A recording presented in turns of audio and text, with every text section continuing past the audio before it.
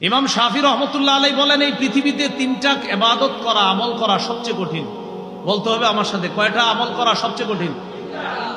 ইমাম শাফি রহমতুল্লাহ আলাইহি বলেন, আশাদ্দুল আমালি সালাসা আল জুদু মিন কিল্লাহ ওয়াল ওয়ারউ ফি খালওয়া ওয়া কালিমাতু হাক্কিন ইনদা মান ইউরজা।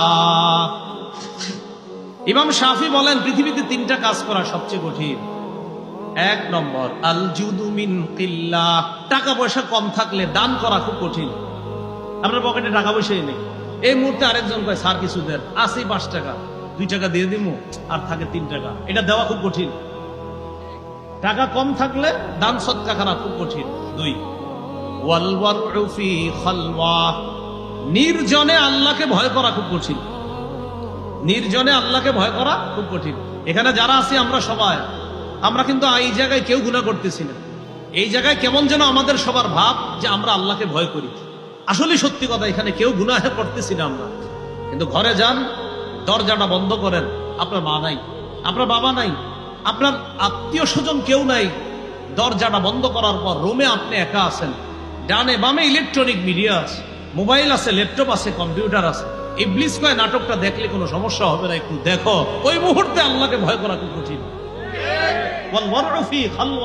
নির্জনে আল্লাহকে ভয় করা খুব কঠিন। এটা হলো 2 নম্বর।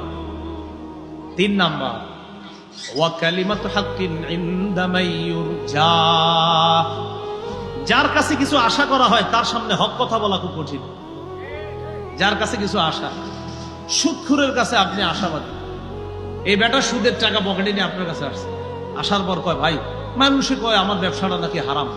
তো আপনিও শুনছেন, শোনার পর বললেন যে জামিয়া রহমানিয়া মাদ্রাসায় জিজ্ঞাসা করছিলাম, মুফতি সাহেবরা বলছে যে এইভাবে আপনার ব্যবসা করলে হারাম হয়, সুদ হয়।